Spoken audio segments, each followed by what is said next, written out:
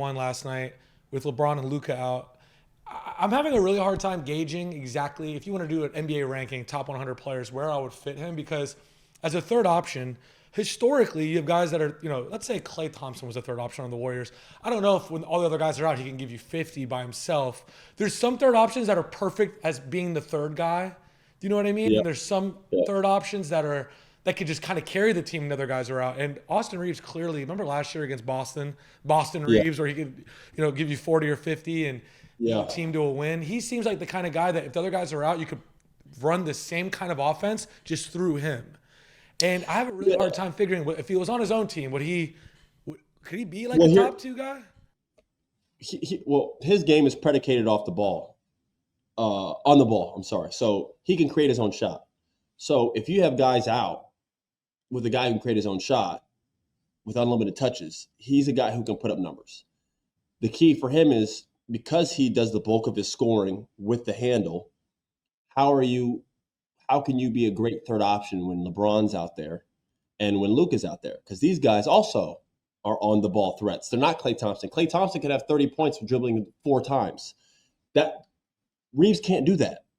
Reeves needs to pick and roll. Reeves needs to come up. Listen, his clips last night were fantastic. He's definitely a prolific scorer. He needs the ball to do that, like to dribble, to set up his rhythm. So on a night, for instance, I'll give you an example. When I played for the Rockets, I always try to bring it back to home so people can understand it better. Um, when James was out, I had 41. It's not because I was just hot that game. The opportunity was there, and I'm a guy who, if you give me a rhythm and I can dribble it, I could go score. Now, when James is out there and Russ is out there, if Chris is out there, how can I be the third, fourth, fifth, sixth, whatever option I am that night for right? How can you be effective then? What Reeves could do on a bad team, I don't know, because then people would be guarding him like a number one option. Where like last night, he kind of comes out and surprises people. At that point, when he's hot, it's too late. When you get a prolific scorer like him, thinking the basket's this big, it's over. You know what I mean? Like it's over. Some of the shots he was hitting last night were ridiculous. You know what I mean? So it's just like, do I think he could be a number one option guy? No, I don't. I don't think Reeves could be a number one option on a competing title team. No, No, no, no, not no. on the title team. But do I think he could be a second option guy? Possibly. His my eyes have continued just to open wider. He just gets better. He's gotten Yeah, I, better I every almost year. want to revisit the Tyler Hero, Austin Reeves conversation we had last year No, where we both said that's my Tyler Hero. point. Like so now that's a conversation. It's not just because he had 51. Yeah. It's his overall like his game has just improved. He's gotten better and better and better and better and better. He just keeps getting better. So like, I don't know. That's a real conversation now. Would you take Tyler Hero or Austin Reeves? Last year I would have in a blink, but like Hero, he could average 22, like not even trying. He's just like a minimalist dribbler, doesn't need a lot of time, doesn't need a lot of space, very efficient, tactical scorer, averages 22, 23, 24 points a game for the Heat. It's not really a question. Versus a guy who averages 17 for the Lakers, who's a third option. Hero's the number one option for the Heat at going Hero. This guy's like the second, third option for the Lakers, is averaging the same numbers now, 20-something plus. Put up 51 the other night. His scoring just seems to continue to get more diversified. His footwork, his craftiness around the rim, he just continues to add something. It seems like each year, Austin Reeves comes back a better player. Austin Reeves has gotten so much bigger as a personality, as a person now, that 70% of the people that come along and see my face call me Austin Reeves. And I used to get bothered by it because I'd be Yeah. like, yeah, I look like Austin Reeves. Like, you know, my name. Obviously they know who I am. That's why they're getting confused with Reeves because they know I'm Right. Rivers, but they're calling me Reeves. I used to be like, bro, don't call me that. No, he scored 51 the other night. I'm just like, I'll take it. And then, Honest mistake. so it's like, yo, Austin Reeves. The other day I was like, what up? Now That's I'm leading funny. into it. I was at the restaurant the other day, like, hey man, big fan, bro, big fan, Austin. We all love you, bro. Reeves, you know, you'll never pay here. I was like, appreciate it, man. I didn't Yeah, correct whenever him. there's an article with your name on it, like Austin Reeves does this about LeBron, everyone's like, why would he say that about his teammate? I'm like, are you guys reading the headline wrong? Like, it happens a Yeah, lot on the it is close. Austin Reeves, Austin Rivers, it's right there. right. Both two guards, both score. You know, sure. There you go. I Just mean, lump yeah. He had 51, and you're just you're putting yourself. The Venn diagram is closing in. That you made a really good point. I didn't even think about for the Lakers to probably reach their potential, their peak.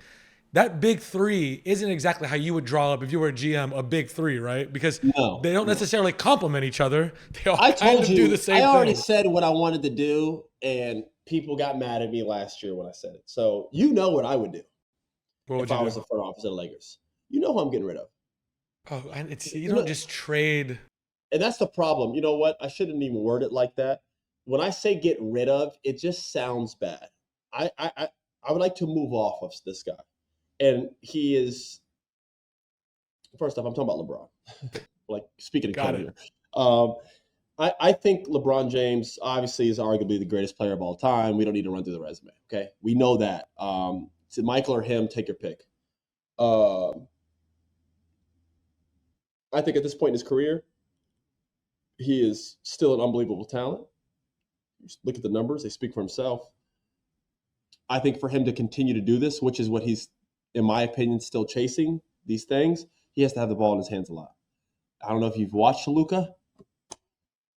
I want the ball in that guy's hands. Okay, I think he he looks averages like 49 points a game right now, Luka. so.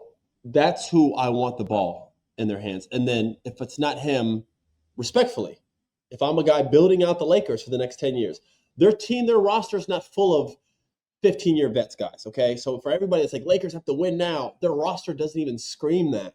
It doesn't. So I'm building for the future if I'm him. Luka's still relatively young. They said the same thing about Shea. Shea's got plenty of window left. So does Luka. Luka's arguably probably entering his prime now. It's the best I've ever seen him look. You have Luka.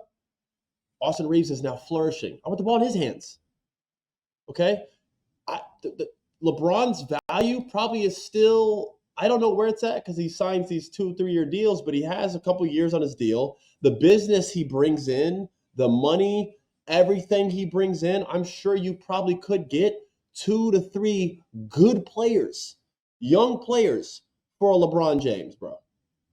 And if I'm a Lakers, I don't think their roster fully healthy is a win now team. I don't see it. Right. Even if LeBron's out there, I think if LeBron's out there, he takes a little bit away from Luka. So then Luka does more. So now he's taken away from Reaves. Now Reaves is trying to find himself, find a rhythm because he's a third option, but he hasn't touched the ball in 5 or 6 possessions, which would never happen if you know what I'm saying? Like if some of these guys weren't playing. So it's like you got 3 ball handlers on the floor. Like you said, you just pointed it out. I don't even have to say this. You said it without saying it. If you were constructing the Lakers, would this be your big three? No, it wouldn't be.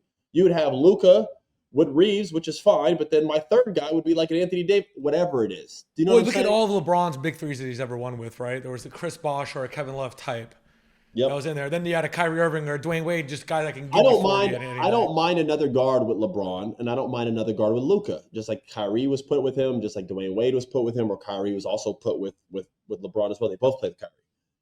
You need another ball handler because then it's too much of him. It's too much.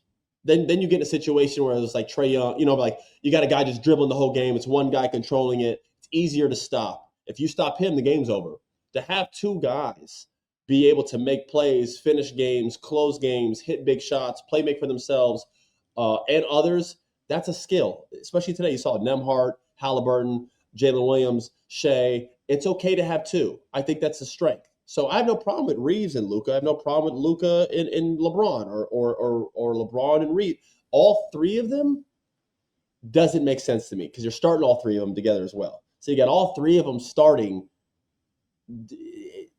It doesn't make sense. Now, if LeBron wanted to play a 3-man position where he's off the ball, that'd be one thing. Or He like ain't like doing like it. a Draymond Green on steroids type of role. He's unfortunately it's a good problem to have. He's too good to He's too still good to too do that. good. He was like And 6th the in problem MVP is voting last year. he's a ball handler and he's a game controller. LeBron's not out there to do a specific thing. Steph can be 37. He's out there to score and shoot. Even though he's a point guard, you can have other players around him who could dribble because they're still finding him. And like Steph doesn't need a lot of time to do his thing. KD is out there to be he's a mercenary for hire. He scores. So you could put 2 ball handlers next to KD. He fits in like a glove. That's why he was able to go into that Warriors offense and it was just seamless. LeBron, for instance, if you put LeBron in that Warrior system, it's completely different. Not saying he can't do it. He's one of the smartest basketball players to ever play the game. Maybe probably is the smartest basketball player to ever play the game. That I could give him that title. That can go for you and against you depending on what you're trying right now. And with three guards, he's not a guy he's not going to play the three men and be off the ball because that's not how he affects the game. That's not how he dominates the game. He dominates the game by controlling the game. So if he's controlling the game, how's Luka controlling the game? How's Reaves getting his looks? Well, what happened last year? Last year, you liked the Lakers going into the playoffs. They were the 3 seed. They came in pretty hot. You said when you have two geniuses on the court like Luka and LeBron, they're still gonna figure it out. Like those are the two guys to figure it out. You're not putting just two superstars next to each other. So we're kind of backing off that after seeing how they played. I'm backing off it due to the fact that Reaves is flourishing right now, and I don't know if all three of them can eat at the table together.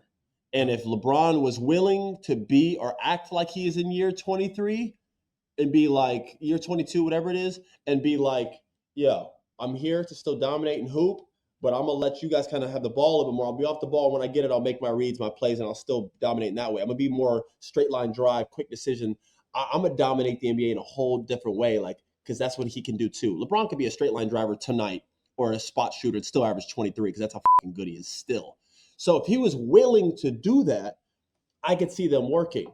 He still gets the rebound and dribbles off the floor to be like, let me do my thing, which is fine because he's LeBron James. He's earned that, and he's still very, very good, guys. This isn't a thing against LeBron. It's a matter of if LeBron's doing it, then I don't know if people have watched Luka the past couple of days. That's been because LeBron's not playing. That's why he's having 50 and 49, and that's why Reaves have 51. These guys are loose as a goose right now. Then you get LeBron out there, suddenly things get a little bit tighter and different. It's the truth. Yeah. You can get mad at me all you want. People get mad at me because I'm going to have LeBron fans commenting. I'm not wrong. This has nothing to do against LeBron. Well, they're not going to, because if they ever clip anything out, they're going to see how you just said he was the smartest basketball player to ever play. And then at that point, I'd be arguing with an idiot. So I don't have a problem with that. I'm not going to go back and forth with someone who doesn't take the time to read what I say or understand what I'm saying, which is common sense. I don't have a problem against LeBron. He's one of the greatest of all time, if not the greatest of all time.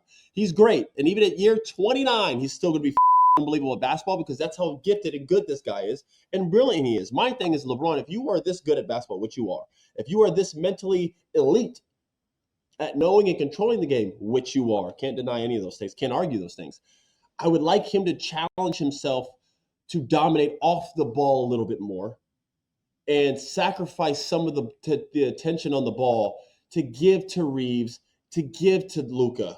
That way you can I would like him to be a slasher, quick line driver, spot up shooter because he's improved his jump shot. And then at times he's always going to have the ball sometimes still and be able to control and get assists. That's who he is by nature. Especially you take Reaves out early or Luka out early. Now LeBron, you run this unit. You have to pull back a little bit. You're in year 23, man. You got to pull back. But the problem is on pretty much any other NBA team, minus a couple, he would still be at the stages of his career, the main guy. It's just on this particular team. It's only this team. I'm not saying another team he can't go do that. He's LeBron. If you were on the Milwaukee Bucks tomorrow, he would be the ball handler guy, and Giannis and him would be an amazing. He would still be the guy controlling the game like Luka has been the last couple of years. Most teams he would be. I'm saying if he's playing, him and Luka are the same. And then you got now Reaves flourishing. It doesn't make sense. I'm saying on this team, he has to sacrifice a little bit of on the ball to let the other guys go. It'll work more seamless if he buys into that straight line drive, quick decision maker, 3-point spot up shooter, cutting, moving, and then when it needs, still directing and making plays, especially when one of those other guys are out, still being LeBron. End of the game, you're LeBron. Still make your moves, reads, this is this. But throughout a game, throughout the regular season, to let these guys eat, get the rhythm, you got to pull back a little bit, man. Now, on 99% of the NBA, you can throw LeBron on the team and be like, yo, go run it, because he's still capable. LeBron can still average 25, 7, and 7 in his sleep. That's how good he is. I'm saying in year 23, playing with two talented young ball dominant players, you got to pull back. Otherwise, it ain't going to work. Or it will work only to a certain point. That's my opinion. It doesn't make me right, guys. It's just my opinion. I think he should pull back a little bit. And I'm not saying I would trade him. I did say that at the beginning, but I'm not. It only if it makes sense. If you could get 2 to 3 really good wing players, athletic guys, preferably defenders. That's another issue we haven't talked about. Everything's all good right now. Some of these guys are injured. These guys are going for big nights, scoring nights. Okay, cool. When we get into the thick of this, If you got LeBron James, Austin Reaves, and Luka Doncic all defending at the same time on the floor, that's a problem. Not to mention DeAndre ain't like the great, the hustle and the attitude's not always there. Like that has a recipe to be catastrophic. I'm just being honest with you. Well, I like the bringing in Marcus Smart, for example. That's right? why they brought in Smart, and that's Yeah, why and- Vanderbilt, who can barely do a double crossover, plays 35 minutes a game because he does all the little things. He's great on energy, Right. picks up full court. You got to play those two. That's why Marcus Smart's minutes, people didn't really understand, like, that signing was a lot bigger than what people think it is. And if you haven't been able to tell through the first couple of games, JJ likes him and trusts him and is going to play him a lot because of their star guys don't defend too. It's not the Thunder, man. Your best player is not Chet, who's also going to be on a first-team defense or one of the defensive teams. Jalen Williams is a first-team all-defender. Shea can be a first-team all-defender. Their stars go both sides of the floor and defend. It's different when you got the Atlanta Hawks have one Trae Young, and then they hide him. All right, they hide Trae. You got Dyson Daniels out there. You got this guy. They got a bunch of defenders around him. The Lakers got 3 dudes. Right. And LeBron used to not be in that conversation. Year 11, LeBron, I'm not putting there. Year 10, year 5, LeBron, I'm not. Year 23, LeBron, I can't expect to pick up full court and be out there just doing everything on defense. It's not even reasonable to ask. So he's going to have to take plays off. Then you got Luka, who's not a great defender. Then you got AR, who gets targeted a lot. I'm just telling you, Aiden's not the greatest shot blocker. They have their defense is it's tough. It's tough. So that's why I'm like, sometimes this fit with this team, I do have worries and concerns, quite frankly.